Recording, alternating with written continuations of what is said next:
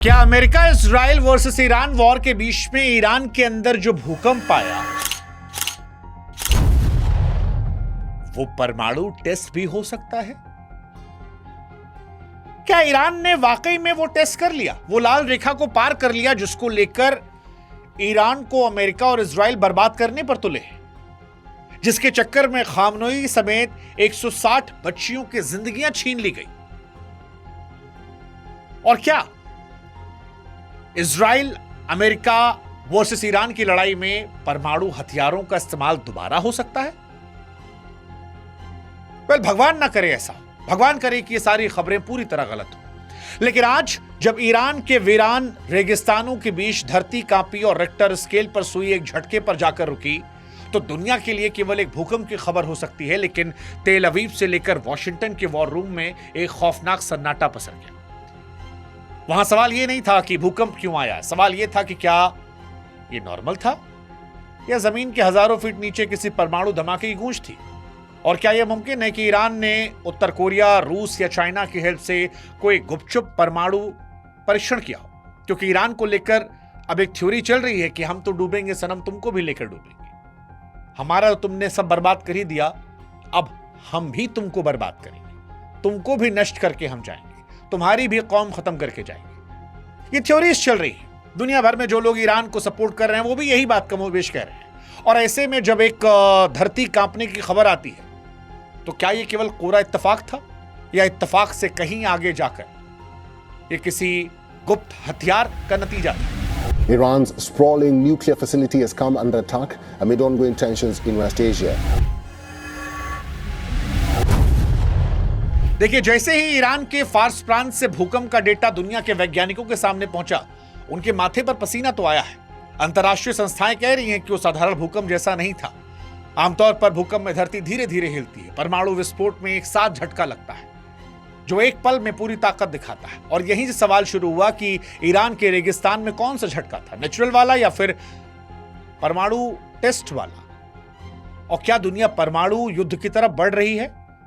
जिस तरह से एक दूसरे को बर्बाद करने पर लोग आमादा हैं, जिस तरह से एक दूसरे के बच्चों को मार रहे हैं, कोई हैरानी नहीं होगी, कोई हैरानी नहीं होगी, क्योंकि ईरान से लड़ाई अमेरिका की तो पूरी परमाणु को लेकर ही है। और इसीलिए सवाल आज बड़ा महत्वपूर्ण हो जाता है कि क्या दुनिया परमाणु युद्ध की तरफ बढ़ रही है? और क्या ईरान ने चाइना, रशिया या नॉर्थ कोरिया के हेल्प से परमाणु टेस्ट किया?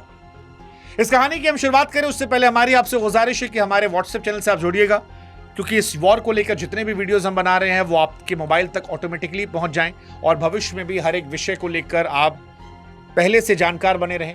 हमारा आपका संवाद बेहतर हो, रिश्ता मजबूत हो, इसके लिए आप हमारे व्हाट्सएप से जुड़िएगा। लिंक हमने डिस्क्रिप्शन में, कमेंट सेक्शन में दे रखा है। अब शुरुआत करते हैं इस पूरे मामले की। दरअसल इस पूरे मामले को समझने के लिए हमें कुछ दिन पहले की उन तस्वीरों को देखना होगा जिसमें इजरायली वायुसेना ने ईरान के सबसे सुरक्षित परमाणु ठिकाने पर हमला किया था। इजराइल का यह दावा था कि उसने सेंटर को तबाह कर दिया, लेकिन क्या ईरान ने इजरायली जासूसों को चकमा दिया? दुनिया जिसे मलबा समझ रही थी, क्या उसके नीचे ईरान की खतरनाक मशीनें काम कर रही? यह खबर और महत्वपूर्ण इसलिए है क्योंकि ईरान के अंदर खामनोई को मार डाला गया, उनके तमाम कमांडर्स को मार डाला गया है, उनके बच्चों को मार डाला गया है। और अक्सर यह देखा गया है जब किसी देश का बड़ा नेता संकट में होता है तो सेना अपनी ताकत दिखाने के लिए ऐसे बड़े कदम उठाती है। अब जब खामनई दुनिया में नहीं है तो फिर सवाल वही कि क्या ईरान ने ये आखिरी दांव चलने की कोशिश की जहां पर अपनी रक्षा करने के लिए अब वो किसी भी हद तक जाने को तैयार हो गया? ये सवाल बड़ा महत्वपूर्ण है और यही सवाल उठता है थर्ड वर्ल्ड वॉर का। और ये सवाल कि दुनिया के बाकी बड़े देश क्या कर रहे हैं, क्योंकि ये लड़ाई अब सिर्फ दो देशों की नहीं है बल्कि एक बड़े ग्लोबल गेम का हिस्सा है जिसमें दुनिया की तमाम महाशक्तियां शामिल हैं। सवाल यह कि रूस और चीन की मदद के बिना क्या ईरान ऐसा दुस्साहस कर सकता है? क्योंकि ऑलरेडी मार्केट में खबर है कि जिस तरह से ईरान अटैक कर रहा है, जिस तरह से उसके ड्रोन इजराइल के डिफेंस सिस्टम को चकमा दे रहे हैं, क्या ईरान की टेक्नोलॉजी इतनी अपडेटेड है या बैकडोर से कहीं पर चाइना, रशिया या नॉर्थ कोरिया ने उनकी हेल्प की? असल में यूक्रेन, ताइवान और ईरान, ये तीनों दुनिया के अलग अलग कोने में अमेरिका की ताकत को बांटने की एक चाल भी हो सकती है, क्योंकि रूस चाहता है अमेरिका का ध्यान यूक्रेन से हट जाए, चीन चाहता है कि अमेरिका का ध्यान ताइवान से हट जाए, और यहीं पर रशिया और चाइना को क्या एक मौका मिलता है कि पीछे से अमेरिका की दादागिरी को वो चुपचाप खत्म कर दे। क्योंकि अगर ईरान परमाणु बम बनाने में सफल हो जाता है तो रूस और चीन को अपनी चाल चलने का पूरा मौका मिल जाएगा। और अगर ऐसा होता है तो दुनिया विश्व युद्ध की तरफ बढ़ती हुई नजर आएगी।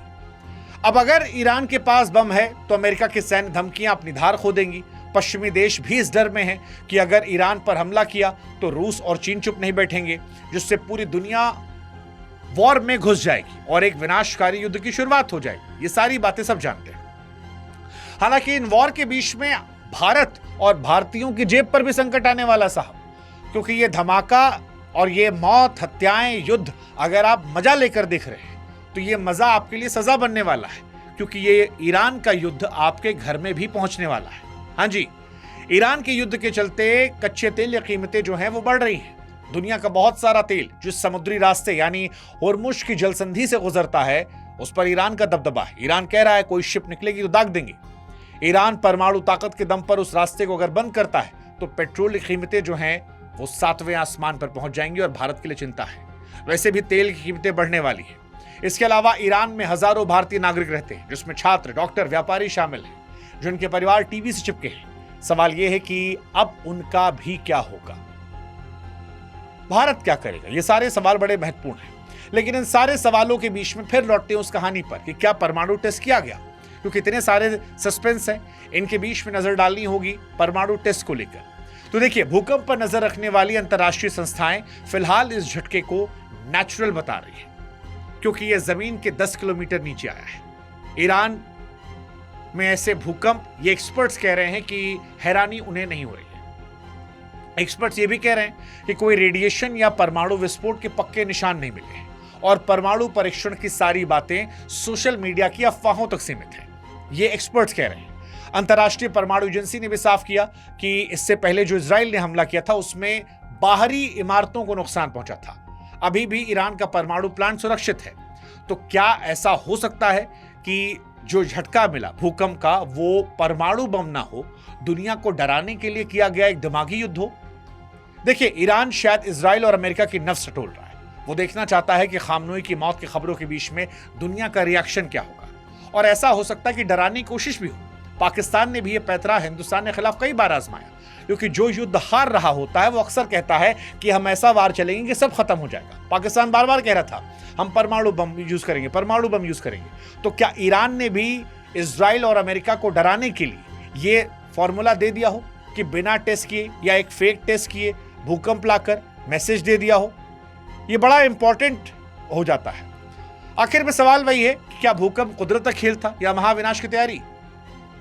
अगली कुछ रातें लंबी होने वाली, क्योंकि जासूसी सैटेलाइट की नजरें ईरान के रेगिस्तान पर जमी है। हवा में यूरेनियम के बारीक कणों की तलाश है। अगर कल सुबह हवा में जहर मिला तो समझिए कि दुनिया बदल सकती है और हम विनाश की दहलीज पर हो सकते हैं। अगर ईरान परमाणु शक्ति संपन्न होता है तो खामनेई और अपने बच्चों की मौत का बदला वो ले सकता है और फिर इतिहास का रुख बदल जाएगा। हालांकि अब तक डरने वाली बात नहीं आई है। अब तक एक्सपर्ट्स की बातें समझें, अब तक जितनी सुरक्षा एजेंसियां उनकी बातें समझें, वो यही कह रहे हैं कि ईरान डराने के लिए ऐसा कर रहा है। लेकिन ईरान के पास इतने हथियार होंगे ये भी किसी ने नहीं सोचा था, क्योंकि ट्रंप और नेतन्याहू ये मानकर बैठे थे कि युद्ध 2-3 दिन में खत्म हो जाएगा। लेकिन अब ट्रंप के चेहरे की हवाइयां भी उड़ी है। वो ये कह रहे हैं कि ऐसा हो सकता है युद्ध 4-5 हफ्ते चल जाए।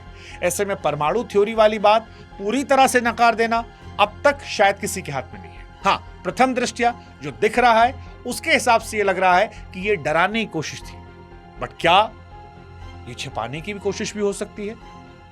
पता नहीं, क्योंकि छिपकर तो अमेरिका ने भी वार किया था। बातचीत की टेबल पर पहुंचकर खामनोई को मौत के घाट उतार दिया। ऐसे में क्या ईरान की मदद रशिया, चाइना, नॉर्थ कोरिया कर सकते हैं उसे परमाणु संपन्न बनाकर अपना बदला लेने के लिए? दुश्मन का दुश्मन दोस्त, बहुत सारी थ्योरीज हैं। फिलहाल हम दुआ यही करेंगे कि विश्व युद्ध की तरफ ना बढ़े। हम दुआ यही करेंगे कि मानवता का विनाश ना हो। हम दुआ यही करेंगे कि बच्चे सुरक्षित रहें और हम दुआ करेंगे कि ये युद्ध जल्दी खत्म हो जाए, क्योंकि अगर युद्ध लंबा चला तो इसकी आंच, इसकी तपिश से हम और आप भी झुलसेंगे। हम और आप भी इससे कीमत को चुकाएंगे। ये ना हो तभी शायद बेहतर है। बाकी आप क्या सोचते हैं इस विषय पर? कमेंट सेक्शन आपका इंतजार कर रहा है।